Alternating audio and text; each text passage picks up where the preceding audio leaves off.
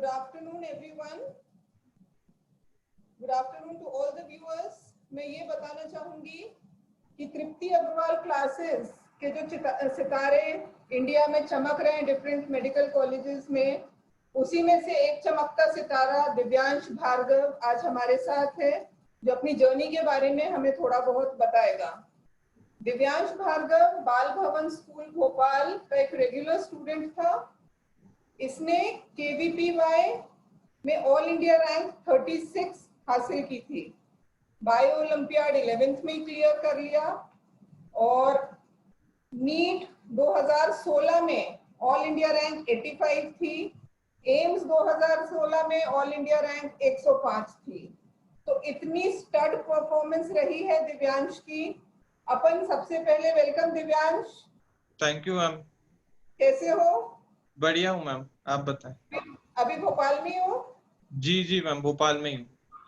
Okay, सो दिव्यांश हमें ये बताओ कि जो तुम्हारी ये रैंक्स रही हैं बढ़िया, उसमें तुम्हें मेरे ख्याल से एम्स दिल्ली छोड़ के कोई और एम्स भी मिल जाता, जो भी नेक्स्ट बेस्ट एम्स था। जी मैम। तो क्या था, किन पॉइंट्स पे तुमने अपना कॉलेज सिलेक्ट किया? Tell us something about this. Ma'am मैंने जो कॉलेज जैसे ही मेरा पेपर हो गया, मैंने देखा कि मेरे पास बेस्ट पॉसिबल ऑप्शंस क्या मिल रहे हैं उस रैंक में। तो मैंने ये देखा कि जो दिल्ली कॉलेजेस होते हैं उसमें थोड़ा कॉम्पिटिटिव एटमॉस्फेयर है पढ़ने का, और थोड़ा सा टीचिंग फैकल्टी वहाँ की, क्योंकि एक्सपीरियंस जो थोड़ी सी पुरानी है तो प्राइम्ड हो चुकी है पढ़ाने को। और जो नए एम्स थे जो मुझे मिल रहे थे वो कंपैरेटिवली अभी नए खुले थे, और वहाँ पे अभी वर्क कल्चर डेवलप नहीं हुआ था इतना पढ़ाने का या क्लिनिक्स का। तो मैंने दिल्ली के कॉलेजेस, मेरा टारगेट था कि मुझे कोई भी टॉप कॉलेजेस जो दिल्ली के होते हैं उनमें से एक मिल जाए। तो मेरे को पहली काउंसलिंग में ही VMMC कॉलेज मिल गया था, सफदरजंग हॉस्पिटल का। तो मैंने उसको प्रेफर किया, क्योंकि one of the advantages was के MBBS के बाद PG इज नेसेसरी नाउअडेज। तो PG के लिए भी जो मेन हब है वो दिल्ली है नॉर्थ इंडिया में। तो दिल्ली में भी जो कॉलेजेस है उनका जो है इंटरनल जो है आपका सिस्टम होता है, जैसे हर कॉलेज हर यूनिवर्सिटी का होता है कोटे का। तो आपको PG में थोड़ा सा हेल्प मिल जाती है कि अगर आप MBBS उन कॉलेजेस से कर रहे हैं तो आपको PG में थोड़ा सा एफर्ट कम लगाना पड़ेगा आपको अच्छी सीट्स के लिए, क्योंकि आजकल कंपटीशन और काफी ज्यादा बढ़ चुका है। तो इसीलिए दिल्ली के कॉलेजेस में मेरे दो मेन रीजंस थे, एक तो ज्यादा अच्छा पढ़ाना, क्लिनिक्स अच्छे होना, और दूसरा एक PG सीट्स की सिक्योरिटी का थोड़ा सा बढ़ जाना। बहुत बढ़िया, बहुत ही वाइज डिसीजन लिया फिर तो ये तुमने, क्योंकि हम तो उस समय सोच रहे थे जब तुम कॉलेज सिलेक्ट कर रहे थे कि भोपाल ही ले लो, घर भी यही है तो भोपाल अच्छा रहेगा। But then all these things are really very nice कि तुमने ये सब दिमाग में रखते हुए कॉलेज सिलेक्ट किया। अब हम शुरू करेंगे बातें उस समय जब तुमने जर्नी बिगिन की। तो tell us what attracted you towards becoming a doctor. कैसे सिलेक्ट किया तुमने ये फील्ड अपने लिए? मैम मैंने 10th क्लास तक मेरा 10th क्लास तक मन था कि मैं मैथ्स ही लूंगा। मेरा मन था कि मेरे को इंजीनियर ही बनना है अपने फादर की तरह, उनका भी यही मन था, मेरा भी बहुत इच्छा थी। बट 10th में मैंने कॉम्पिटिटिव एग्जाम होता है NTSC, उसके लिए कोचिंग ज्वाइन करी। उसमें इंस्टीट्यूट में मैं जाता था, तो वहाँ पे वर्क मतलब पढ़ता था मैं, मेरे को मैथ्स की तरफ ही झुकाव ज्यादा था। तो शुरू के जो प्रिपरेशंस के टाइम होते मैं मैथ्स ही करता था, मुझे बायो पसंद नहीं आती थी। पर क्योंकि मुझे वहां पे एक टीचर थी जो मुझे एक्स्ट्रा बस डाउट सॉल्व करने के लिए आती थी, बहुत यंग थी, मुझसे सिर्फ शायद 8 साल बड़ी होंगी। उनके पास में जाता था और उनके साथ बैठ के पढ़ता था। तो 6 महीने में उन्होंने मुझे पढ़ाया और मेरा इंटरेस्ट बहुत डेवलप हो गया उनके तरीके से पढ़ाने से, उन समझने आने लगा, मुझे अच्छा लगने लगा। तो उनकी वजह से ही फिर मैंने बायो ली। मैंने फिर सोचा नहीं दोबारा मैथ्स लेने का, उनकी वही एक रीजन थी मेरा बायो लेने की। फिर मैंने बायो ली और 11th में मैंने प्रोस्पेक्ट्स देखे। तो मैंने जब उनसे कांटेक्ट किया, उन्होंने कहा कि अभी तो मेनली इंडिया में तो इस मेडिकल रिसर्च का इतना है नहीं, तो डॉक्टर एक ऐसी लाइन लगी कि एक ऐसा प्रोफेशन है जो बाकी प्रोफेशन से नोबल भी है, और इसमें मेरा इंटरेस्ट भी थोड़ा ज्यादा था दूसरे प्रोफेशन से, रिसर्च और फार्मास्यूटिकल्स और बाकी एडमिनिस्ट्रेशन से। तो मुझे फिर बायोलॉजी मेरा मेन मकसद था, और उसमें फिर मैंने डॉक्टर बनना एक प्रेफर किया प्रोफेशन लेके। तो आज अभी तुम कौन से ईयर में हो कॉलेज में? मैम मैं फाइनल ईयर में हूँ VMMC सफदरजंग में। कोई रिग्रेट तो नहीं है अपने डिसीजन का? नहीं मैम, मेरे को रिग्रेट किसी चीज का नहीं है। मैं इतना ना फ्यूचर प्लानिंग है ना कोई मैं रिग्रेट इतना बहुत दूर का करता हूँ। मतलब कूल एंड काम अपन रहते हैं, मस्त जैसा है वैसे चलते यस चले जाओ with the flow. Yes ma'am, वही मेरा। जब तुमने 11th में ये बिगिन की जर्नी, तुमने डिसाइड किया डॉक्टर बनना है, तो कुछ एम था, कुछ गोल था दिमाग में कि इतना तो मैं ये अचीव कर लूंगा, ऐसा कुछ था क्या? नहीं मैम, मेरा गोल मैंने जैसे बताया, मेरा एम इतना ऐसा क्लियर नहीं था डॉक्टर बनने का। तो मेरे को तो एग्जाम्स भी नहीं पता थे क्या होते हैं, नीट या उसके। तो मुझे बस इतना पता था कि ये मेरे पापा के किसी फ्रेंड का हुआ था एक जीएमसी लोकल कॉलेज में, जीएमसी भोपाल में। तो पापा समझते थे कि यही एक बहुत बड़ा कॉलेज है। तो मेरा भी वैसे ही प्रोस्पेक्ट बन गया था कि अगर यही मुझे मिल गया तो यही मेरी बहुत बड़ी अचीवमेंट हो जाएगी। तो मैं सच यही सोच के चला था कि मेरे को कोई लोकल गवर्नमेंट कॉलेज मिल जाए जो कि एक ठीक ठाक से हो, बस वही मेरा एम था। और 11th तक मेरा तक ऑलमोस्ट यही चला कि मुझे बस एक डिसेंट सा लोकल कॉलेज मिल जाए, दैट वाज माय अचीवमेंट मानूंगा मैं उसको, बस वही मेरा एम था। छोटा सा एम लेके चले और इतना बड़ा हासिल कर लिया फिर तुमने, जी वेरी जी। गुड। तो 11th 12th में तुम्हें अब क्या लगता है कि कोचिंग ज्वाइन करना जरूरी है क्या टू अचीव अ ड्रीम, ये कॉम्पिटिशन फेस करने के लिए? यस मैम, वो एक नेसेसरी इसलिए है क्योंकि कॉम्पिटिटिव एग्जाम से एक बहुत ही 3 घंटे की एक ऐसी स्प्रिंट होती है जिसमें आप जरा भी डिविएट होंगे तो आपसे साथ जो दौड़ रहे हैं वो निकल जाएंगे, आप स्लो नहीं हो सकते। वो 100 मीटर स्प्रिंट में तेज भागना है कंपेयर 3 घंटे में। तो वो 3 घंटे की प्रिपरेशन करने के लिए आपको पता होना चाहिए किन पॉइंट्स पे फोकस करना है, किन को ओमिट करना है, क्या चीजें छोड़नी है, क्या करना है। तो वो सारी चीजों के लिए कोचिंग इंस्टीट्यूट बहुत नेसेसरी है। अगर जब आपको पता नहीं होगा कि आपको प्रिपेयर कैसे करना है किसी चीज के लिए, ट्रेनिंग नहीं होगी अच्छे से, तो फाइनल प्रोडक्ट भी उतना अच्छा नहीं आएगा, रिजल्ट भी उतना इफेक्टिव नहीं होगा। तृप्ति अग्रवाल क्लासेस को क्यों चूज किया तुमने फॉर कोचिंग? मैम, जब मैंने 11th लिया तो मैं किसी कोचिंग्स में नहीं गया। मतलब मैं क्योंकि मेरा 10th में एक्सपीरियंस बहुत खराब था कोचिंग्स के साथ, तो मेरा मन तो नहीं था कि मैं कोचिंग ज्वाइन करूं। तो मेरा एक्सपीरियंस खराब होने की वजह से फिर मैंने बाकी जगह पूछा कि व्हाट्स द बेस्ट पॉसिबल। किसी ने सजेस्ट किया कि आप कोटा चले जाएं क्योंकि वो हब था उस समय, अभी भी कि आप Kota is the hub for medical entrance. फिर मैंने समझा कि जो लोकल यहाँ की कोचिंग है वो भी बहुत ही अच्छे रिजल्ट दे रही है। मेरे सीनियर्स थे, उनका बहुत अच्छा रिजल्ट आया। मैंने देखा कि फिर मैंने बाकियों से बात की तो मुझे समझ में आया कि इट्स नॉट द कोचिंग, तो एक फैक्टर है ही, पर ये जरूरी नहीं है कि आप जो है बेस्ट से बड़े बड़े इंस्टीट्यूट जाएं, कोई नेसेसरी नहीं है। अगर आप में टैलेंट है तो वो एक लोकल कोचिंग जो अच्छा टीचर है वो भी आपको उतना ही रिजल्ट प्रोड्यूस कर देगा। तो फिर मैंने अपने सीनियर से बात की और उन्होंने फिर एक अनइक्विवोकल वोट ही था उनका कि आपको तृप्ति अग्रवाल क्लासेस ही ज्वाइन करना है, वही बेस्ट आपका डिसीजन रहेगा उस समय के लिए। तो फिर मैं किसी कोचिंग नहीं गया, मैं पहली बार ही आया और सर से मिला और फिर मेरा डिसीजन उसी समय फाइनल हो गया। मैंने दूसरी कभी कोई कोचिंग सोची नहीं। अभी थोड़ी सी और मेच्योरिटी आ जाने के बाद तुम्हें क्या लगता है कि जो स्टूडेंट्स हैं, जो एस्पिरेंट्स हैं, जो कंपटीशन फेस करने वाले हैं, उन्हें एक कोचिंग सिलेक्ट करते समय क्या देखना चाहिए, क्या ढूंढना चाहिए कोचिंग में? मैम, मेरे ख्याल से कोचिंग सेलेक्ट करते वक्त उन्हें देखना चाहिए कि क्या उस कोचिंग के प्लस माइनस है, वहां पे पढ़ाने का कल्चर क्या है। ऐसा तो नहीं कि वहां सिर्फ 6-6 8-8 घंटे पढ़ाया जा रहा है, सिर्फ आपको जो है रगड़ा जा रहा है कि आप जो है लगातार पढ़ते रहे। उनको पता होना चाहिए कि वो क्या चीज फोकस है उनका, क्या उनका एम है, उनके पढ़ाने का स्टाइल क्या है, उनका करिकुलम क्या है, टेस्ट कैसे ले रहे हैं वो। सिर्फ ऐसा तो नहीं कि 250 बच्चे हैं एक बैच में लगातार, ऐसा ना हो कि थोड़ा सा इंडिविजुअल अटेंशन भी रहे बच्चों पे, कोई डाउट तो पूछ पाए। इतने बड़े बैच में जो इंस्टीट्यूट्स लेते हैं 400-400 बच्चे अगर एक बैच में रख रहे हैं, तो फिर वो तो पॉसिबल ही नहीं। एक बच्चे के लिए अगर कुछ मन में क्वेरी है क्लास लेते वक्त तो पूछ पाए। तो देखना चाहिए वहाँ पढ़ाने का वो क्या है कल्चर। ऐसा तो नहीं कि क्लासेस स्किप हो रही है, रेगुलर है कि नहीं, ये सब चीजें रहती हैं। और टीचर्स कैसे हैं मेनली, तो क्या वो फ्रेंडली है कि नहीं। आप क्लास के बाद उनसे बात करने जाओ तो ऐसा ना हो कि आपको डर लगे या झिझक हो। ये मेरे मेन रीजन रहते हैं किसी भी कोचिंग को सिलेक्ट करने के लिए।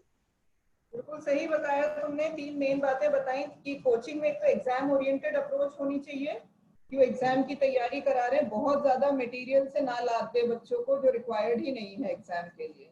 Yes ma'am. दूसरा तुमने बताया कि इंडिविजुअल अटेंशन मिलनी चाहिए। इंडिविजुअल अटेंशन बहुत ज्यादा जरूरी है कि बच्चा अगर कभी अप्रोच कर रहा है टीचर को तो टीचर के पास टाइम होना चाहिए। और यस मैम। थोड़ा सा एक आपस में रैपो टीचर की और बच्चे की अच्छी बन पाए, जो कि तुम्हारा कहना है कि अगर ज्यादा बच्चे हैं तो वो बच्चा भीड़ में गुम हो जाता है। जी मैम। तुम्हारा इस दौरान, ये तैयारी के दौरान, during your preparation time, what was your temperament? किस टाइप का टेम्परामेंट था? पूरा टाइम खूब जोश से लगे रहते थे, या कभी ऐसा भी लगा तुम्हें इस दौरान कि यार कहाँ बंध गए अपन, तो फालतू छोड़ो छाड़ो, मस्ती करो, मनमर्जी का काम करो, ऐसा लगा क्या कभी? हम 11th-12th एक टीनेज एज में आप होते हैं, तो वो बहुत ही एक रफ टफ ईयर होता है आपकी लाइफ का। वो बहुत ही आपके मल्टीपल थॉट्स आ रहे होते हैं आपके दिमाग में, बहुत ही डिफर करता है दिमाग उस समय। तो इसीलिए मेरे को कुछ थॉट्स आते थे, पर मेरा कभी ये मन नहीं करता था कि मैं पढ़ाई छोड़ूं। मेरा पढ़ाई का एम बिल्कुल फिक्स था कि मेरे को कॉलेज इंस्टीट्यूट लेना है, और मेरे ऐसा कुछ एम नहीं लेके मैं चलता था कि मैं नीट में ये रैंक लाऊंगा। मैं ये सोचता था कि जो मेरा नेक्स्ट टेस्ट होता है उसमें मेरे को मैक्सिमम टू मैक्सिमम स्कोर करना है। जो मैं गलतियां पिछले टेस्ट में की थी वो मुझे नहीं होनी चाहिए। अगर कोई क्वेश्चन मुझे नहीं आता है तो कोई बात नहीं, पर कोई क्वेश्चन आता है और मैंने सिली मिस्टेक कर दी, वो मुझसे नहीं होना चाहिए। तो मैं वही फोकस रखता था कि जो फॉरवर्ड टेस्ट है उसके लिए मैं पढ़ता था। कभी भी ऐसे पढ़ाई के लिए मेरा रुझान कभी टूटा नहीं। कभी कभी अप्स एंड डाउन आए, तो 2 साल की मेरी जर्नी एकदम स्टेबल नहीं थी, बहुत अप्स भी आए बहुत डाउन्स भी आए, पर मेरा पढ़ाई से मन एज सच कभी उठा नहीं। मैंने टीचर्स थे, पेरेंट्स थे, वो समझाते थे और मैं कोशिश करता था कि फिर उसके बाद वापस से शुरू करूं। और मैंने कभी भी ऐसे एकदम तेज पढ़ाई नहीं की। मैं समझ गया था कि अगर मैं एकदम शुरू के 3 महीने लग के 10-10 घंटे पढ़ूंगा तो बाद में मेरा मन उठ ही जाएगा। तो ये तो मैराथन है, आपको रोज रोज थोड़ा थोड़ा भागना है। एकदम से जोर लगा देंगे तो मन हट ही जाएगा। तो मैं थोड़ा थोड़ा टाइम पढ़ता रहता था, और मैं कांस्टेंट रहता था कि मेरा जो है एक गोल है सेट डिफाइंड कि आज रात में मुझे ये चैप्टर के एमसीक्यूज करने हैं, तो मैं फिर वो करके ही सोता था, भले 250 हो, 100 हो, 300 हो, वो सॉल्व करके ही सोता था फिर मैं। ये मेरा गोल रहता था। तुमने ये कहा कि इस दौरान अप्स भी आए डाउन्स भी आए, तो डाउन्स मतलब क्या स्ट्रेस होता था अपने को, कैसा लगता था, कैसा फील करते थे, और उससे बाहर कैसे निकलते थे? ये जो तुम्हारा आंसर होगा ये कई बच्चों को हेल्प करेगा, क्योंकि हर किसी के साथ होता है, चाहे वो AIR 1 ही क्यों नहीं होगा, डाउन वाला फेज सब में आता है। तो हम उस समय क्या फील करते हैं और उससे बाहर कैसे निकलते हैं? हम डाउन फेजेस मेरे ऐसे थे, कुछ स्टडीज रिलेटेड थे कि मैं स्टडीज करता था और मेरे कुछ क्वेश्चन नहीं करते थे, या फिर मैं देखता था कि मैं कोई मेजर ऑल इंडिया सीरीज दे रहा हूँ उसमें मेरे नंबर कभी कभी कम आ जा रहे हैं। मोस्टली मेरे को ऐसी प्रॉब्लम नहीं होती थी। तो मैं जब देखता था कि मेरे नंबर कम आ रहे हैं तो मैं सोचता था कि इतना पढ़ने के बाद या इतना करने के बाद क्या स्पेशल है उन स्टूडेंट्स में जो मैं नहीं कर पा रहा हूँ। फिर वो मेरे लिए बहुत ही नेगेटिव फेज जाता था। दूसरा, क्योंकि मैंने जैसे बताया टीनेज थी, तो बहुत मल्टीपल थॉट्स दिमाग में आते थे कि क्या इस समय मेरा मन कर जाता मल्टीपल चीजें करने का। उनको टीवी देखने का बहुत शौक था, या एंटरटेनमेंट या कुछ भी हो। तो 11th तक के, क्योंकि मैं एक स्कूल गोइंग किड था, तो मैं बहुत ही ज्यादा ऐसे शरारती बोल रहे हैं उस हिसाब से मैं कोशिश कर मैं इतना ज्यादा फोकस नहीं था स्टडीज के लिए। थोड़े अप्स एंड डाउन आते थे, कभी कभी मन करता था, लेकिन मेरा डेली का गोल ये था कि अगर मैंने वो चैप्टर उठाया है तो जब तक वो चैप्टर मैं नहीं कर लूंगा, चाहे रात के 2 बज जाए, वो चैप्टर करे बगैर सोता था, भले ही फिर मेरे को कितना भी कुछ हो जाए। बस ये था। पर हाँ, डाउन्स तो बहुत आए, ऐसा नहीं कहूंगा, और सबके साथ आते हैं, ये भी सही है। मैंने जितने भी अपने कॉलीग्स जो अब मैं उनके साथ रहता हूँ, जितने भी टॉपर से मिला हूँ, सब बताते हैं कि हाँ, माइनस फेजेस तो सबके होते हैं। कोई भी ऐसा नहीं होता कि स्टेबल आप अच्छे अचीव करते करते चले जाएं। किसी का ये होगा कि 11th की शुरुआत में हो जाएगा, किसी का मिड में आता है जैसे कि मेरा, किसी का थोड़ा सा लेट फेजेस में आता है, तो वो थोड़ा हानिकारक होता है लेट फेजेस में आना। पर हाँ, सबके डाउन्स तो आते ही हैं। किसी का ऐसा स्टूडेंट नहीं होगा जिसके ऐसा सोचें कि भाई हर एग्जाम अच्छा चला गया, हर किसी में सक्सेस मिल गई। फेलियर नहीं होगा तो आप सक्सेस के लिए फिर उस इम्पोर्टेंस ही नहीं समझेंगे उस चीज की। सबको मेरे को अगर किसी चीज में मोस्ट प्रॉब्लम होती थी वो ये थी कि एक तो कभी कभी मुझ में ओवर कॉन्फिडेंस भी आ जाता था कि अब तो कर लिया मैंने, कोई कोचिंग नहीं है, कोई कोचिंग में तो कोई वो है नहीं। 11th में ही था ये सारी प्रॉब्लम्स, मुझे 12th में नहीं हुई, क्योंकि मैं जब नया था इस कल्चर में। तो मैं कॉम्पिटिटिव एग्जाम्स के, तो मैं 11th में सोचता था कि ये थोड़ा सा बढ़ जाता था मेरा कि अब मैं बिना पढ़े भी दे दूंगा तो कोई मुझे प्रॉब्लम नहीं है। तो 11th के मिड तक मुझे ये लगा। फिर उसके बाद धीरे धीरे मुझे पता लगने लगा, जैसे मैं ऑल इंडिया सीरीज देखने लगा और मेरे को रियलाइज हुआ कि इतना इजी नहीं है। आप एक सिर्फ भोपाल में किसी कोचिंग में आप अच्छा कर रहे हैं डज नॉट मीन कि आप ऑल इंडिया में 16 लाख या 8 लाख जो उस समय बच्चे पेपर दे रहे हैं आप उनसे बराबरी कर पाए। हमें उनकी तरफ देख के लड़ना है, हमें कोई फर्क नहीं पड़ता कोचिंग या किसी भी एग्जाम में आपके कितने भी नंबर आए। तो वो फिर मेरी थिंकिंग धीरे धीरे डेवलप हो गई। 12th से शुरुआत से ही मैं फिर 12th के मिड्स के आसपास या स्टार्टिंग में मैं बिल्कुल एग्जाम ओरिएंटेड हो गया, एकदम से सीधा हो गया। एग्जाम ओरिएंटेड होना ही सही है। और जैसे तुमने बोला कि खुद के ही मार्क्स देखने हैं, अपन तो रिजल्ट प्रीवियस ईयर के रिजल्ट देख लो कि कितने मार्क्स पे क्या मिल रहा है अपने को, तो उस हिसाब से अपने मार्क्स को ही अपना टारगेट बनाओ और उसी से compete करते जाओ rather than competing with anything else। तो उसमें हमेशा there is scope for improvement। तुमने ये भी बोला अभी कि तुम जितना वो कर लेते थे कि आज ये चैप्टर करना है या एक्सरसाइज करनी है तो करते ही थे, तो तुम कोई दिन में प्लानिंग या कोई शेड्यूल बनाते थे अपना कि मेरे को इतना करना है आज दिन में? मैं रेगुलर स्कूल गोइंग किड था, तो मैं मेरे 2 बजे तक तो मैं स्कूल में होता था।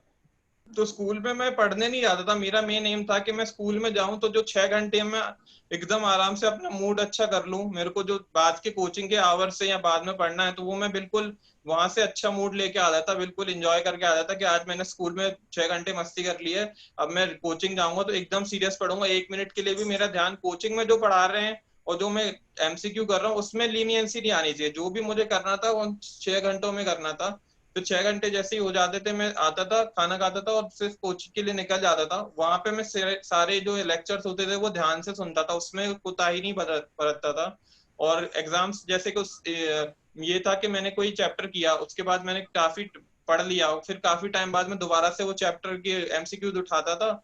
और कुछ टाइम बाद रेगुलर नहीं करता, जैसे आज कोई टॉपिक पढ़ा दिया, मुझे पता था कि आज ही पढ़ा है तो हो ही जाएंगे मुझसे। मतलब तो तब है कि जब मैं आज से 1 हफ्ते बात करूं और मुझे वो बनने चाहिए, अगर तब मैं 80% प्लस स्कोर कर पा रहा हूँ मतलब मैंने अच्छे से समझा है, रिटेन किया है। क्योंकि फोटोग्राफिक मेमोरी रहती है आपकी 6 घंटे तक, तो उस समय अगर आपने एमसीक्यू कर लिए या वो भी करने चाहिए, पर अगर कर लिए और आपके अच्छे स्कोर आ गए तो दैट डज नॉट मीन आपने वो बहुत डीपली समझ लिया है वो टॉपिक। उसका मतलब ये कि आपको तो उस पॉइंट पे रट गया है और कुछ टाइम बाद आप भूल जाएंगे। तो मैं 1 हफ्ते बाद वो टॉपिक देखता था और मैं समझता था कि अगर मैं 80+% क्वेश्चन के कर पा रहा हूँ तो मैंने ठीक ठाक उस चैप्टर को समझ लिया है। भी लिया है और रिटेन भी कर पा रहे हो उस चीज जी मैम। को। और तुम्हारा कैसे रहता था, जैसे दिन में पढ़ाई करते थे तो पूरा कितना अटेंशन स्पैन रहता था, पूरा बैठ के एकदम पढ़ते रहते थे या थोड़ी देर पढ़ा फिर उठते थे, ब्रेक लेते थे, व्हाट वाज इट? मैम मेरे साथ ये था कि मैं स्कूल में तो मैं सेट कर लेता था कि मेरे को आज जो है क्या आज जो मेरे एमसीक्यू करने हैं वो किस चैप्टर के करने हैं, या फिर आज मुझे पढ़ना है तो ये चीजें करनी है, मैं वहाँ सेट कर लेता था। कोई वर्क होता था या कुछ चीज नोट्स वगैरह कंप्लीट करने थे मैं वहीं कर लेता था। कोचिंग आता था, कोचिंग के बाद में जब आता था घर पे और स्टडी करने बैठता था, फिर मैं देखता था कि आज मैंने जो जो किया वो उठाता था और वापस सॉल्व करने लग जाता था क्वेश्चन। और मैं कभी भी ऐसे एज सच स्टैंडर्ड जैसे लोग कुर्सी सीट पे बोलते हैं कि आपको पढ़ना चाहिए, वो मेरी आदत नहीं थी। शुरू में मैंने कोशिश की 15-20 दिन, 30 दिन पर, फिर मेरे को जमा नहीं। मुझे लगता था कि मैं बैठा रहता था सीट पे तो मैं बार बार उठ जाता था, फिर मैं कुर्सी पे लेट मतलब फिर सोफे पे लेट के या फिर बेड पे लेट के पढ़ने लग गया। उसमें मैं बैठ जाता था तो फिर मैं 2-2.5 घंटे बिल्कुल हिलता ही नहीं था वहां से, एकदम बिल्कुल थिक स्किन था मैं, बिल्कुल एकदम उठता नहीं था जब तक मैं वो सॉल्व ना कर लूं। और जब तक मेरे उसके गोल्स नहीं हो गए मैं बीच में नहीं उठता था। 2.5 घंटे के आसपास जब मेरे को लगता था कि हाँ अब सैचुरेशन आ गया है, बस मैं उठता था, पेरेंट्स के पास थोड़ा बहुत बात करने चला जाता था और वापस बैठ जाता था पढ़ने। तो मैं बस 5-10 मिनट का ब्रेक लेता था और वापस शुरू हो जाता था। पर मैं बेड या किसी और पे बस एक बार बैठता था तो 2-2.5 घंटे से पहले मैं नहीं उठता था जब तक मैं पूरा ना कर लूं अपने गोल को। मतलब तुम्हारा जो नॉर्मली लोग बोलते हैं कि अपनी जगह बना लो, कुर्सी टेबल हाँ पे बैठ के हाँ। पढ़ो, उसकी जगह तुम्हारा बेड पे या आराम से रिलैक्स तरीके से मन करता था कि जस्ट मैं जैसे भी कन्वीनियंट लग रहा है बच्चों को वैसे पढ़ना चाहिए, जरूरी नहीं है कि मैं बेड पे मल्टीपल बुक्स फैला लेता था, हर एक एक का इम्पोर्ट जो चैप्टर कर रहा हूँ उसको फिर पूरा बुक्स पूरा फैला लेता था बेड पे, और मैं देखता था इसमें ये चीज मैंने समझ ली, इससे ये कर ली, वो नोट कर लेता था। तो पूरा एक मैं डिस्प्ले कर लेता था अपने बेड पे कि हाँ ये चीज है, ये, और फिर मैं जैसा कंफर्टेबल होता था वो बुक खींच के फिर पढ़ने लग जाता था। तो पूरा एक आधे बेड पे मैं सोता था और पूरा आधा बेड पूरा बुक से भरा होता था मेरा। बिल्कुल सही है। नॉर्मली ऐसे रहता है कंडीशन, जितने भी बच्चे बेड पे अगर पढ़ते हैं तो आधे बेड पे तो किताबें फैली रहती हैं। जी। अच्छा ये बताओ कि इस जैसे तुमने बोला कि उठते थे जब बीच में तो सिर्फ पेरेंट्स से बात कर ली, तो वही एक रिक्रिएशन था तुम्हारा, या मूड चेंज के लिए और भी कुछ कोई हॉबी थी या कुछ और रिक्रिएशन के लिए करते थे? मैम जैसे कि मैंने बताया, जैसे रिक्रिएशन तो एक जरूरी है, नॉर्मल 2.5 घंटे के बाद सैचुरेशन हर स्टूडेंट का आ ही जाता है। पर क्योंकि मैं स्कूल में जाता था तो स्कूल में मेरा माइंड, मैं वहां पे जाके क्योंकि मैं एंजॉय करने जाता था तो मेरा 6 घंटे का कोटा वहीं हो जाता था कि हाँ आज मैंने इतना कर लिया। फिर मेरे को समझ में आता था कि आज मैंने इतना मस्ती कर ली तो अब मुझे इतना कंपनसेटरी पढ़ाई करनी है, इतना सब मुझे करना है, तभी नहीं नहीं करूंगा तो फिर मुझे गिल्ट होता था कि आज मैंने मस्ती तो उतने कोटे की कर ली पर पढ़ाई नहीं की। तो फिर मैं स्कूल से पूरा एंजॉय करके स्पोर्ट्स खेल के या टीचर्स के साथ या वहाँ स्टूडेंट्स के साथ खेल के वापस जब आता था तब मैं पूरा ड्रिवन होता था कि आज का मेरा एनर्जी भर गई है। और फिर मैं कोचिंग आता था तो टीचर जो है वो मुझे रिचार्ज कर देते थे आपको बोल के या फिर किसी भी तरीके से, तो फिर मैं रिचार्ज हो जाता था और वापस घर जाता था तो फुल एनर्जी से लगा रहता था। तो मेरे को ऐसे तो बहुत रेयर मोमेंट्स आए कि मेरी एनर्जी खत्म हुई हो, क्योंकि मैं सेट डिफाइंड थे मेरे, ऐसा नहीं सोच के मैं उठता था कि आज तो दिन भर 12-15 घंटे पढ़ूंगा। मैं ये सोचता था कि हाँ इतने पॉसिबल आवर्स इतने हैं, इसमें मेरे को बस इसमें चोरी नहीं करनी है। अगर मैंने सोचा कि आज 6 घंटे पढ़ना है तो उसमें फिर मेरे को वेस्ट नहीं करना टाइम, वो 6 घंटे ईमानदारी से पढ़ना है। वो मेरा एम रहता था। बाकी मैं मजे करता ही था स्कूल में, तो मेरे को रिक्रिएशन की कभी प्रॉब्लम नहीं आई। और पेरेंट्स के अलावा मेरे को उन्हें भी समझाओ, मुझे रियलाइज भी हुआ बाद में कि आप जो है पेरेंट्स के अलावा किसी और टीचर्स के अलावा वेस्टेज है अगर आप किसी और चीज में टाइम वेस्ट करें। रिक्रिएशन हॉबीज अच्छी चीज है, पर बाकी किसी और से बात करना या किसी और तरीके से अपने टाइम को बिताना वो वेस्ट है। आप जो है पेरेंट्स या टीचर से बात करें, अपनी प्रॉब्लम्स बताएं, वो आपको हेल्प करेंगे जो मेन उसमें है, क्योंकि वो एक्सपीरियंस है। आपके कॉलीग्स को वो भी सेम ही नाव में है तो वो आपको कैसे बताएंगे? जो आपको किनारे पे खड़ा हुआ है उसको पता हुआ कि आप कितने पानी में। तो जो मैं टीचर्स और पेरेंट्स समझाते थे वो फिर मैं धीरे धीरे रियलाइज करके समझने लगा, और फिर मेरे को उसके अलावा फिर मैं विश्वास नहीं करता था किसी और चीज पे। बहुत बढ़िया। मतलब फ्रेंड्स को मस्ती के लिए रखते थे, स्कूल में अपना हाँ खूब मस्ती करके आए, हाँ फ्रेश हो गए और फिर पूरा पढ़ाई पे फोकस करते थे। दिव्यांश, मुझे जितना याद आ रहा है तुमसे टीवी पे काफी देखते थे उस दौरान। जी हाँ। उसके मेरे बारे में कुछ बताओ, क्या कैसे पढ़ाई मैनेज करते थे टीवी के साथ? मैम एक्चुअली मैं मेरा बहुत इंटरेस्ट था टीवी या कोई भी टेक्नोलॉजी या यूट्यूब या कंप्यूटर चलाने का। तो क्योंकि मैं बहुत ज्यादा ये करता था तो पापा ने थोड़े थोड़े रिस्ट्रिक्शन लगाना शुरू किए कि यार you have to study now, 2 साल हैं आपके पास, उसको अच्छे से पढ़ें।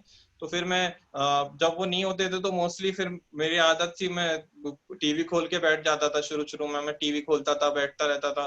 फिर टीवी खोल के पढ़ना मुझे अच्छा लगता था। फिर मैं रात में जब अकेले पढ़ता था, जब सब सो जाते थे 9-10 बजे के आसपास शुरू करता था, तब मैं देखता था कि जब मैं रात में हूँ तो क्योंकि मैं देख रहा हूँ रोड से भी आवाज आ रही है या मल्टीपल नॉइसेस आ रही है एकदम से कान में, तो फिर मेरे को बार बार अटेंशन डिविएट हो जाता था मेरा कि क्या हो रहा है क्या हो रहा है। तो फिर मैं टीवी चला लेता था, वो कांस्टेंट साउंड सोर्स मेरे कान में आता था, मुझे कुछ फर्क नहीं पड़ता कौन जा रहा आ रहा है, रोड पे कुछ भी हो रहा है, कुछ फर्क नहीं पड़ता, बस मैं कॉन्स्टेंटली अपना करता रहता था।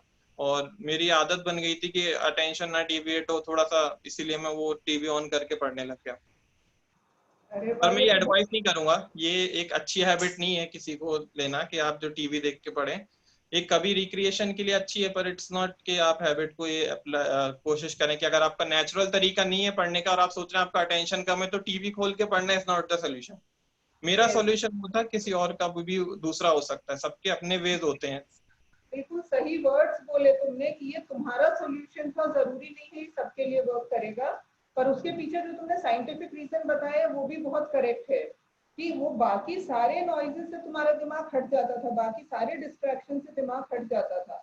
वो तुम बस ऐसे साउंड लेते थे, उसका विजुअल नहीं ध्यान से देखते थे, सिर्फ उसके साउंड पे फोकस करते थे, ध्यान अपनी पढ़ाई पे देते थे, इसलिए तुम्हारे लिए वो चीज वर्क कर गई। यस अगर कोई मैम। देखता रहेगा टीवी ध्यान से तो फिर वो पढ़ाई नहीं कर पाएगा, इसलिए उसके लिए वर्क नहीं करेगी। ये सेम प्रिंसिपल होता है, कुछ लोग अगर गाना सुन के पढ़ते हैं, सेम वही फंडा है। दिव्यांश, इस दौरान तुम्हारी स्ट्रेंथ क्या थी और क्या वीकनेस थी ज्यादा? मैम मेरी स्ट्रेंथ थी कि मैं कोई चीज अगर समझ लेता था तब तक मैं समझता नहीं था, मैं सेटिस्फाई नहीं होता था। अगर मैंने कोई चैप्टर पढ़ा है और मुझे लगा कि मैंने क्वेश्चन सॉल्व किया, मुझे लगता है कि यार 80% से कम सॉल्व हो रहे, मतलब मैंने अच्छे से किया नहीं है ये चैप्टर। अगर वो बायोलॉजी का है मतलब मैंने इन्फॉर्मेशन पूरी नहीं पढ़ी है। अगर फिजिक्स का है या केमिस्ट्री का है, इनऑर्गेनिक या कुछ, तो मैं समझ जाता था कि मैंने इसमें सही एफर्ट नहीं डाला है, सही से ग्रास्प नहीं किया कॉन्सेप्ट को। तो फिर अगर कोई कॉन्सेप्चुअल चीज होती थी तो मैं टीचर्स के पास पहुंच जाता था, और अगर कोई इन्फॉर्मेशन होती थी तो फिर मैं बुक्स के साथ शुरू हो जाता था, जब तक कि मेरे को सेटिस्फेक्शन ना हो कि हाँ मैं हर गाइड उठा ली, उसमें भी मेरे 80+% स्कोर आ रहे, तब तक मैं गैदर करता रहता था नॉलेज, बिल्कुल इन डेप्थ, जो मैक्सिमम पॉसिबल हो सकती थी कि हाँ इससे बाहर तो टीचर भी नहीं समझ सकता कि हाँ इतने उल्टा सीधा पढ़ लेता था। लेकिन वो फिर डेप्थ एक बार अचीव कर ली, उसके बाद में जो प्लस पॉइंट्स होते थे कि हाँ ये एग्जाम आ सकते में पूछ सकते, ये तो कभी नहीं पूछेंगे, पॉसिबल नहीं है, तो वो मैं बस पॉइंट्स अपनी कॉपी में नोट कर लेता था अलग से, और फिर उन पॉइंट्स को ही बस पढ़ता था। एक बार एक चैप्टर मैंने अच्छे से कर लिया कि अगर मैंने सोच लिया कि ये आज मेरा चैप्टर उठाया है, वो मैंने सोच लिया कि हाँ ये कर लिया, तो फिर मैं उसको मल्टीपल गाइड से करूंगा, और मैं जब तक वो चैप्टर अच्छे से नहीं कर लूँ ना आगे बढ़ूंगा। और जब मेरा चैप्टर अच्छे से हो जाएगा, मतलब कि अब वो कोई भी क्वेश्चन उठा लूं किसी भी सीरीज का, कोई भी गाइड का, मैं सॉल्व कर लूंगा, कोई प्रॉब्लम नहीं आएगी मुझे। वीकनेस तो ये थी मैम मेरी कि जैसे कि थोड़ा सा चंचल था मैं, तो मैं चंचल था तो मेरा दिमाग बहुत जल्दी, पढ़ाई में तो नहीं, पर क्योंकि एक टीनेजर रहता है उसका दिमाग बहुत उल्टी सीधी जगह जाता है। एक जो आप पढ़ रहे हैं, जब टीनेज में ही होते साथ मोस्टली जो फ्रेशर्स होते हैं, तो आपको पता नहीं होता है कि आप जब स्कूल से आए होते हैं, आपकी थिंकिंग बहुत लिमिटेड होती है, आपने देखा नहीं होता है कि ये वर्ल्ड चलता कैसे, आपका तरीका क्या होता है। तो क्योंकि थिंकिंग मेरी कम थी तो मैं बहुत चंचल था, तो मेरा उल्टे सीधी चीजों में दिमाग ज्यादा जाता था, स्कूल में मस्ती कर रहा हूँ या कुछ भी घर पे आए तो परेशान कर रहा हूँ मम्मी को या किसी भी उससे, तो मैं बहुत वो था चंचल। पर मैं इस वीकनेस में मेरी एक और पॉइंट जो मुझे लगा कि हाँ मैं बहुत ही ज्यादा डेप्थ हंग्री था, नॉलेज हंग्री था, जो मुझे लगता है हाँ वो एक वीकनेस भी थी। क्योंकि आपको जो मुझे एक बहुत अच्छी चीज याद है जो सर ने बोली थी, और मैंने वो अभी तक मुझे हेल्प कर रही है, कि आप जो है नीट की तैयारी कर रहे हैं, आप रिसर्च करने नहीं आए हैं कोचिंग इंस्टीट्यूट में। आपको बहुत ज्यादा नॉलेज हंग्री नहीं होना है। सर से कोई क्वेश्चन पूछा मैंने, सर ने कहा कि एक बार बता दिया, फिर मैंने और 2-3 बार पूछा, मेरा दिमाग बहुत तेज उसमें सोचता था कि ये है तो ये क्यों नहीं, ये है तो ये क्यों नहीं, तो सर ने 2-3 बार तो जवाब दिया, फिर उन्होंने कहा तीसरी बार जवाब देने का, तो उन्होंने कहा बेटा हम नीट की तैयारी करने आए, हमारा मकसद नीट क्लियर करना है, हमारा मकसद फिजिक्स में रिसर्च या किसी सब्जेक्ट में रिसर्च करना नहीं है। तो हमको एग्जाम ओरिएंटेड होना है, हमको नॉलेज में पागल नहीं होना है कि मुझे इतना आता है दूसरों को दिखाने के लिए कि हाँ मुझे तो ये आता, तुझे ये आता है क्या। तो मैं फिर वो चीज मेरे को लगा कि हाँ ये एक बहुत बड़ी वीकनेस है कि आपको एग्जाम ओरिएंटेड होना है, अगर वो एग्जाम में नहीं आ सकता तो वो नॉलेज वेस्ट है आपके लिए उस समय के लिए, जब वो आपके काम नहीं आ रही तो वो उसमें टाइम लगाना इज वेस्ट। तो वो एक वीकनेस ये भी थी मेरी। और तीसरी चीज ये थी कि मैं थोड़ा सा मेरे अर्ली डेज में मैं बूम कर जाता था कि हाँ आज तो कर लिया है, अब तो इजी हो जाएगा सब कुछ, इजी के चैप्टर्स हैं शुरू के, निकल जाएगा आराम से नीट।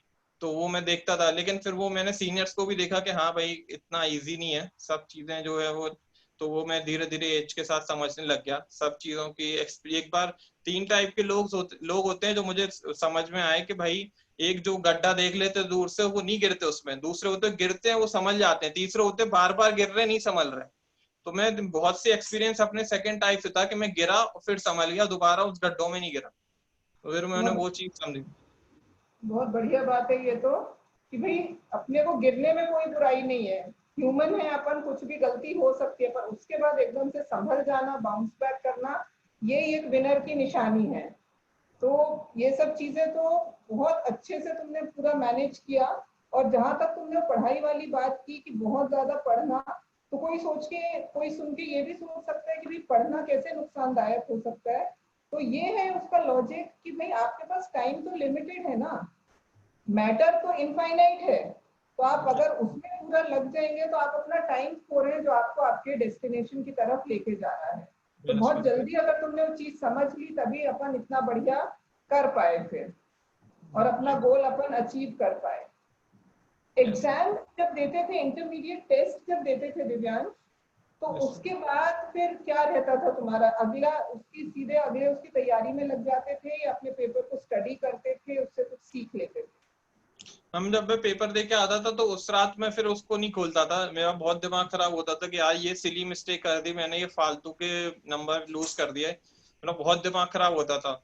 तो फिर मैं पेरेंट्स को देता था, मदर को देता कि आप इसमें ये आंसर किए, ये है, इसको सॉल्व करो, इसमें जो भी गलत किए मैंने क्वेश्चन वो बता दो। तो वो हाईलाइट कर देती थी। तो 2-3 दिन बाद जब मेरा मूड अच्छा हो जाता कि हाँ एक धक्का लगने वाला है, मैं प्रिपेयर हो जाता था कि अब एक धक्का लगेगा, बहुत गलतियां की हैं, बहुत सिली मिस्टेक्स की हैं, फिर मैं उसको वापस उठाता था और समझता था, फिर मैं सॉर्ट आउट कर लेता था कि हाँ ये क्वेश्चन एग्जाम में आ सकता है, ये क्वेश्चन कुछ ऐसे भी होते हैं, आप समझना पड़ता है जब एग्जाम दे रहे हैं, पहले एग्जाम को समझिए प्रिपरेशन करने से पहले। 180 क्वेश्चंस जो आपको आते हैं वो सारे 180 नहीं सॉल्व करने होते आपको। आपका डिफाइंड ये होता है कि आप जो है बाकियों से ज्यादा सॉल्व करने हैं, आपको 180 सॉल्व करके प्रिस्टीन 100% नहीं लाना है, आपको बाकियों से ज्यादा सॉल्व कर रहे हैं। तो आप कोशिश करें गलती हो जाए, कुछ क्वेश्चंस को आप 10% ये भी सोच के दे रहे कि हाँ भाई नहीं हो रहे तो कोई बात नहीं, बाद में हो जाएंगे। और कुछ बहुत क्वेश्चंस ऐसे भी आते हैं जो आपको छोड़ने ही होते हैं, वो इसलिए डाले गए हैं आपको बीच में कि आप जो है उसमें टाइम वेस्ट करें और आगे ना कर पाए। एग्जामिनर का माइंडसेट ये है कि आपको लेंदी सा कोई इक्वेशन डाल दी फिजिक्स की, अब आप उसमें ही लगे, लास्ट के 10 क्वेश्चन छूट गए। तो वो ये चीज मैंने 10th में समझ ली थी एग्जाम देने के बाद कि ये वेस्टेज होता है, आपको उस क्वेश्चन को तुरंत छोड़ देना है। तो मैं फर्स्ट राउंड में 100 क्वेश्चन करे, बाकी दोबारा आके फिर 80 क्वेश्चन पे लगता था, फिर ऐसे करते करते मल्टीपल फेजेस में क्वेश्चन करता था कि पहले 3-4 फेज में मेरे हो जाते थे सारे क्वेश्चन, और उसके बाद मैं कुछ क्वेश्चन छोड़ देता था। फिर मैं बाद में आके उनको देखता था 2-3 दिन बाद, जब मुझे मार्क करके दे देते थे कि अब ये तुमने गलत किए हैं, इसको लगो।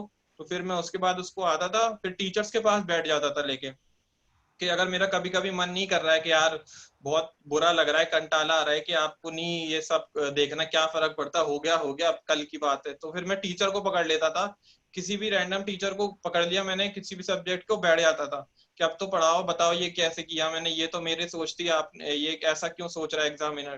तो जब तक मैं बिल्कुल टीचर को ना परेशान कर दूं और खुद को सेटिस्फाई नहीं कर लूं तब तक नहीं छोड़ता था मैं।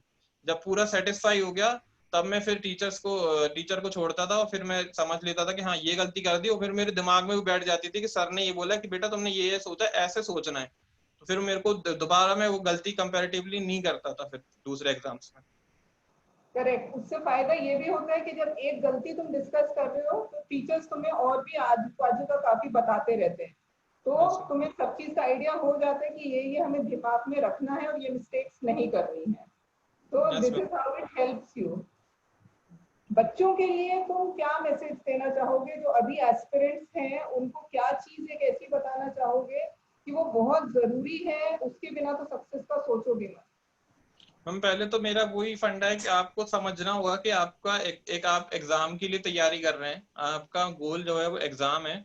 आपको थोड़ा सा इस पे सोचना पड़ेगा कि या तो ऐसा है कि 12th ओरिएंटेड हो जाए थोड़ा से, अगर आपको परसेंटेज आपके लिए बहुत मैटर करते हैं, और अगर या तो फिर आपका ये क्लियर है गोल है कि आपको फर्स्ट अटेम्प्ट में एकदम मैक्सिमम टू मैक्सिमम आपका रैंक अचीव करनी है, क्योंकि आपकी रैंक परसेंटेज जो 12th में वो मैटर करते हैं, वो भी आपके अच्छे आने चाहिए, उनको आपको नहीं साइडलाइन करना है, पर उसमें आपको फिर सेपरेट एग्जाम से अलग एफर्ट देना पड़ता है बाकी सब्जेक्ट्स में। तो फिर वो आपकी प्रेफरेंस आ जाती है कि क्या आपको वो एग्जाम्स इंग्लिश या जो बाकी आपके सब्जेक्ट्स हैं उनमें एफर्ट डालना है, या आपको सोचना है कि नहीं मेरे को अपना एग्जाम क्लियर करना है, परसेंटेज जो है वो थोड़े बहुत अगर मैं कॉम्प्रोमाइज करके अच्छी रैंक ला पा रहा हूँ तो वो मेरे लिए एडिशनल पॉइंट है। दूसरी चीज ये कि स्टूडेंट्स को ये समझना चाहिए कि सब लोग ये सोचते हैं कि यार हर टेस्ट अच्छा जाएगा, तो ये नहीं होता।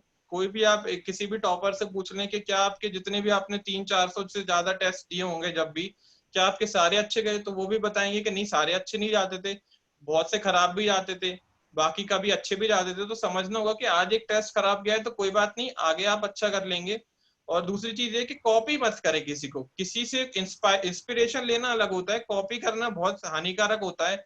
किसी से पूछ के या किसी को देख के अगर आप वो कॉपी कर रहे हो तो वो वेस्ट है। मैंने भी यही समझा कि एक बहुत अच्छा मेरे को एक इंटरव्यू पढ़ा था मैंने, जो वीरेंद्र सहवाग कहते हैं कि मैं शुरू के 3-4 साल तक सचिन तेंदुलकर को कॉपी करने की कोशिश करता रहा, मैं हमेशा फेल होता था, मैं मुश्किल से पूरे 3-4 साल में 1 सेंचुरी बना पाया, मैं कभी अच्छा नहीं कर पाया।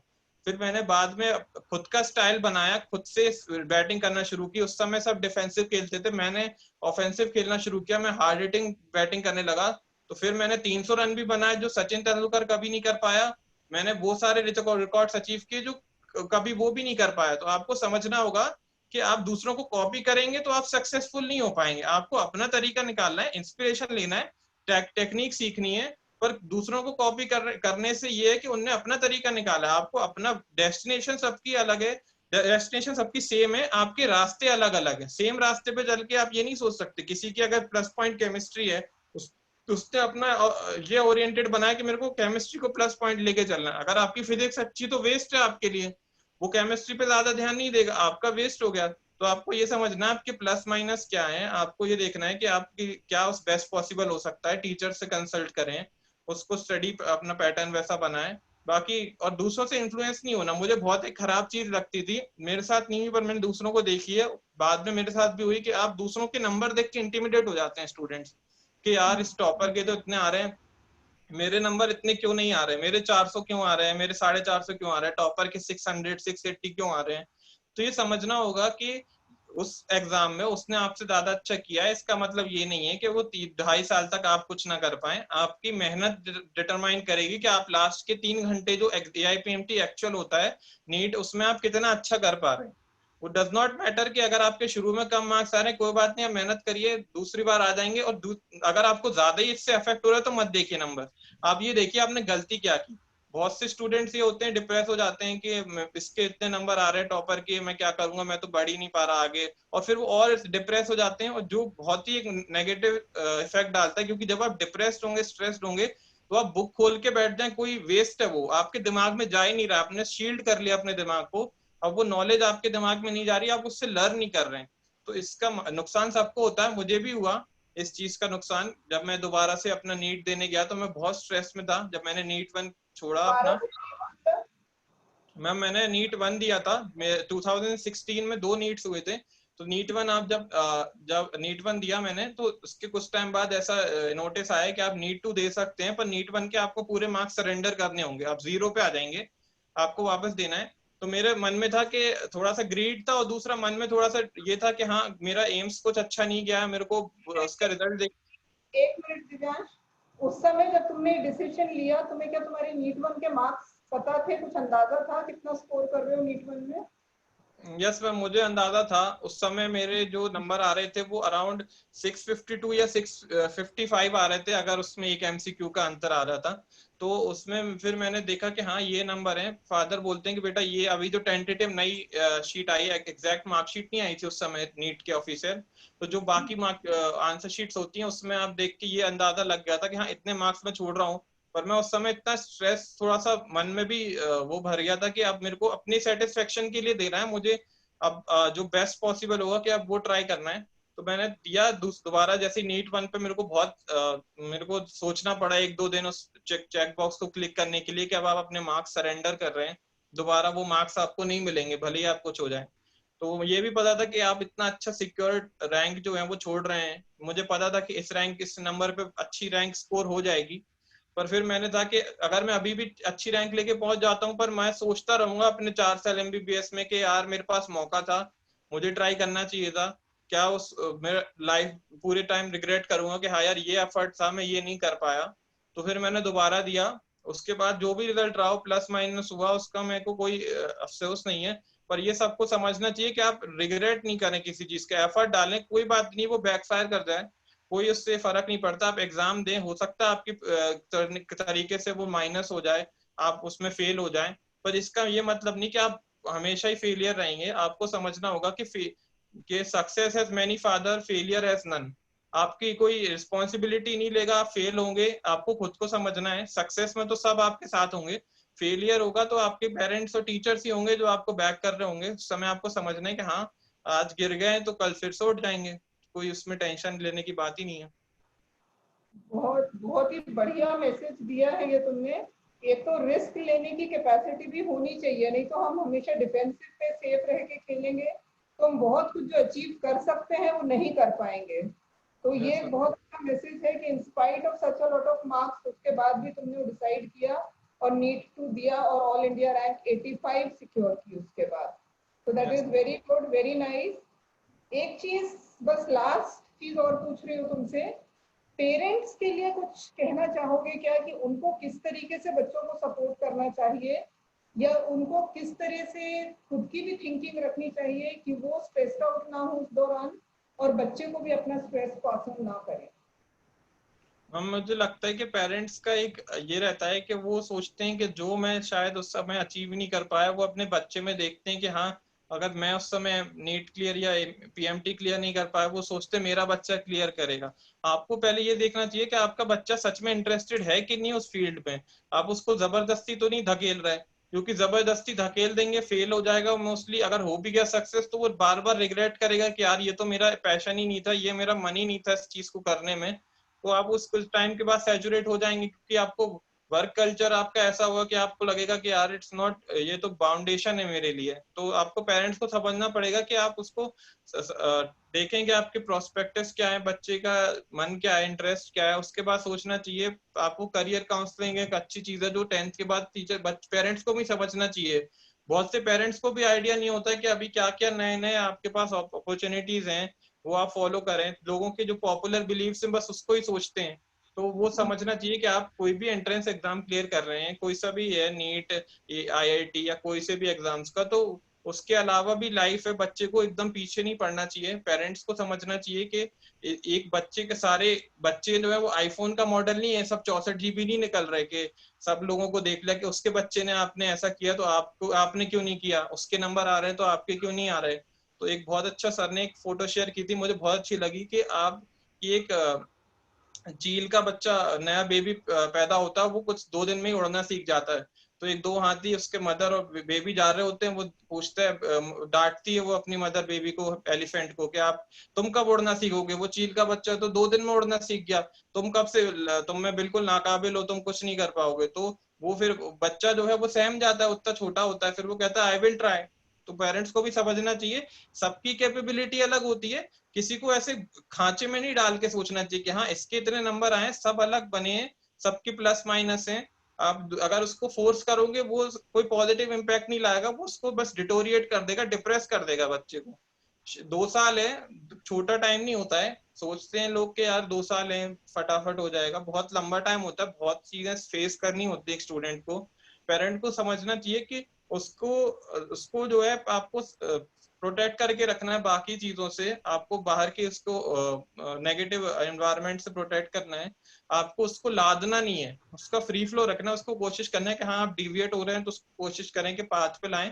पर मेन एम ये होना चाहिए कि आपको समझना चाहिए कि आपके बच्चे की कैपेबिलिटी क्या है, और वो धीरे धीरे ग्रो करेगा। ऐसे इंस्टेंट रिजल्ट नहीं आते। इंडिया में पेरेंट्स की थिंकिंग है कि एक हफ्ते पढ़ लिया अब तो बहुत अच्छे नंबर आएंगे, ऐसा नहीं होता। हर चीज का ग्रेजुअल चेंज आता है। आप एक दिन में डॉक्टर नहीं बन सकते, एक दिन में इंजीनियर नहीं बन सकते, ऐसे एक दिन में मार्क्स नहीं आ सकते, धीरे धीरे ही मार्क्स बढ़ते हैं। और ये बहुत अच्छा जो मैंने मेरा तरीका निकाला इस चीज को टैकल करने के लिए, स्ट्रेस, और उनको मैं पेरेंट्स के बात करता था। नहीं तो मोस्टली मैं बहुत ही इंट्रोवर्ट था। तो मेरे टीचर्स में लकी था, जो कोचिंग के टीचर्स थे, अनिल सर थे, वो रोज इंटरेक्ट करते थे। 3-4 दिन में मेरी पूरा रिचार्ज खत्म हो जाता था कि यार अब तो मन ही नहीं कर रहा पढ़ने का। वो वापस बत्ती लगा देते थे कि आपको वापस पढ़ना है। तो 3-4 हफ्ते वो वापस 3-4 दिन में फिर शुरू हो जाता था। तो हर एक दो बार हफ्ते में वो वापस मेरे को मोटिवेट करते रहते थे, सारे टीचर्स जितने भी क्लास में। और वो सभी को यही बार बार बताते थे। तो मैं समझ धीरे धीरे रिचार्ज होता रहता था कॉन्स्टेंटली, और फिर मैं पढ़ता रहता था। तो टीचर्स का भी एक रोल रहता है कि बच्चे को बहुत अच्छे से उस टीचर्स की बात को समझना चाहिए, बुरे उसमें नहीं लेना चाहिए। अगर आपको टीचर डांट रहा है तो भले के लिए डांट रहा है। अगर टीचर डांटे तो उसमें कोई बुराई नहीं है, मैं तो उसको अच्छे ही समझता हूँ, अपना मन मान के डांटता, नहीं तो किसी को क्या फर्क पड़ता है। पेरेंट्स भी आपको डांट रहे हैं तो कोई फर्क नहीं पड़ता, आपके अच्छे के लिए डांट रहे हैं और वो आपको ओन करते हैं, वो आप उनकी रिस्पॉन्सिबिलिटी है। तो डांटना कोई बुरी बात नहीं है। बहुत से स्टूडेंट्स झिझक जाते हैं कि आप वो टीचर्स के पास नहीं जा रहे क्योंकि डांट दिया है। तो मैं तो बिल्कुल नहीं झिझकता था। एक बार शुरू में भले ही मैं कुछ फेस के लिए झिझका, उसके बाद में किसी भी टीचर को पकड़ के बैठ जाता था कि डांटते तो नहीं थे, पर अगर डांटना भी तो डांट लो, मैं तो जब तक अपना सेटिस्फाइड नहीं होऊंगा तब तक नहीं छोड़ूंगा। तो फिर वो भी मेरे से बॉन्ड करने लगे। आप बार बार टीचर के पास जाओगे तो टीचर भी आपको फिर समझने लगेगा कि इसमें इच्छा है पढ़ने की, इसको कुछ अचीव करना है, तो वो भी आपको हेल्प करेगा। तो पेरेंट्स को भी ये समझना चाहिए कि सिर्फ बुक ला के फेंक देने में कि आप जो है ला दी और आपने उसके बाद बैठे हैं, उसकी प्रॉब्लम्स को सुने, उसके पास कोई बात करने के लिए नहीं है। अगर वो कोई रेगुलर स्कूल नहीं जा रहा तो वो बात ही नहीं कर सकता किसी से, वहां जा रहा है कोचिंग में पढ़ रहा है, दिन भर अकेले बच्चा बैठा हुआ है बेडरूम में या किसी भी स्टडी हॉल में, वो किसी से बात ही नहीं कर सकता, उसके दिमाग में इतना स्ट्रेस है, वो कहाँ निकाले, डिप्रेस हो जाता है। तो वो बात करने से ही बात बनेगी। जो आपकी काउंसलिंग होती है वो यही मेन चीज होती है कि आप अपना भड़ास जो है वो मन की निकालें, जो आपके मन में स्ट्रेस है वो धीरे धीरे आप बाहर रिलीज करें। आपका काम पढ़ना है। मैं सारा स्ट्रेस देता था टीचर्स को, दे आता था जो भी मन में है, जितनी भी भड़ासा उठाता था और सब टीचर्स पे फेंक देता था कि अब मेरे को घर जा रहा हूँ तो मेरे को बिल्कुल अब स्ट्रेस नहीं है, मैं बिल्कुल टेंशन फ्री हूँ। जो भी मन था वो फेंक दिया टीचर्स के ऊपर, जो भी मन खराब हुआ वो सारी प्रॉब्लम्स, और वो सारे आराम से एब्जॉर्ब कर लेते थे। और दोबारा से पेरेंट्स का भी यही रोल रहता था कि आप जो है जो भी उस बच्चे ने आपको बताया उसको जज ना करें, उसको ऐसे समझे कि हाँ ये कमी आ गई है, हमसे कुछ गड़बड़ हो गई है, या आप उसको टीचर या पेरेंट्स मिलके उसको फिर ऐसा एनवायरनमेंट बनाए कि वो जहां भी पढ़े कंफर्टेबल रहे और इजीली उसका जो टारगेट है वो कर पाए।